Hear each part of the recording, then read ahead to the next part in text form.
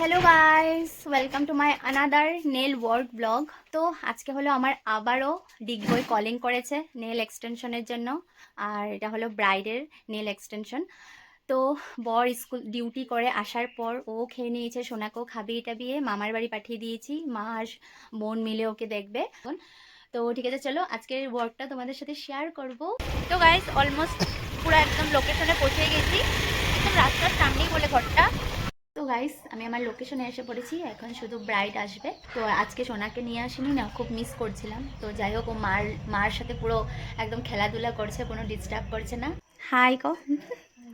তো এই যে চাঁদনি, ও মেহেন্দি অলরেডি পরে নিছিস না, দেখি তো ভালো লাগতেছে। কে লাগিয়েছে মেহেন্দি? পার্লার। তো এই যে ও আজকে নিউডের মধ্যেই করবে বলেছে। তো আমাকে অলরেডি ফটো টটো পাঠিয়ে রেখেছে। তো চলো রেজাল্টটা খুব তাড়াতাড়ি শেয়ার করবো। আর শেষ হওয়ার পর আমাকে দেখো চা মিষ্টি দিল, সেটা খেলাম। খেয়ে বের হতে হতে 9টাই বেজে গেছিলো। তারপর একটা কাণ্ড হয়েছে, যেটা আমি বাড়ি গিয়ে তোমাদের সাথে শেয়ার করেছি। তো এখন ক্লায়েন্টের রিভিউটা শুনে নাও। তো গাইস, এই যে ফাইনাল লুকটা, দুমটা রাখি আমরা। এই যে ফাইনাল লুক। তো তো এখন কেমন লেগেছে? তো একবার দেখা, স্যাটিসফাইড পুরা? ও কোনোদিন নেল বড়ই করেনি। তো এই যে ফার্স্ট টাইম করছিস না নেল এক্সটেনশন? এইভাবে দেখুন আমি ভাবিই না এরকম হয়ে গেছে। আর ইসে এভি লাইটটা দেখাই দে।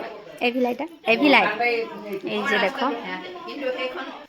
তো হ্যাপি ম্যারিড লাইফ, খুব ভালো থাকিস। ব্যাস। তো গাইস, আমরা কটার সময় এসেছি জানো ঘরে? 10:40।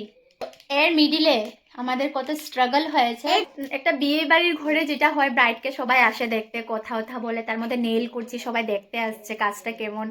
বর আমাকে নিতে গেছিলো। তো বর আমার ছোটো মাসিদের ঘরে একটু সময় রেস্ট করেছে, তারপর ওখান থেকে আমাকে নিতে গেছে।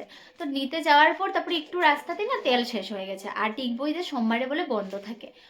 তারপরে আমার বড় মামার ছেলেটা রাজ, ও অনেক হেল্প করেছে। ও টমটম করে নিয়ে আমাদেরকে কোন একটা জায়গাতে অ্যাড্রেস নিয়ে তারপর তেল নেওয়া হয়েছে। মানে ওই তেল খুঁজতে খুঁজতে আমাদের প্রায় 9টার থেকে 10টা বেজে গেছে। ভাবতে পারছো? কেন এখানে নেই ওখানে নেই, সব জায়গায় বন্ধ। অনেক জায়গায় দেখার পরে পুরো 10টার সময় তেল পেলাম। তারপর তেল ভরে তারপর আমরা ব্যাক করলাম।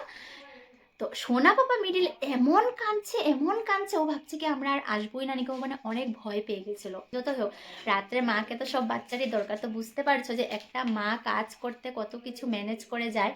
সোনা পাপার সাথে কন্টিনিউ আমি মোবাইলে কথা বলে বলে এসেছি, কন্টিনিউ। ও মানে মামাম আসো না, মামা কন্টিনিউ কাঁদছে। তো এখন আজকের দিনটা এখানে স্টে করব। তো কালকে চলে যাব শ্বশুর বাড়ি। তো চলো টাটা বাবা, টাটা করো তো সবাইকে।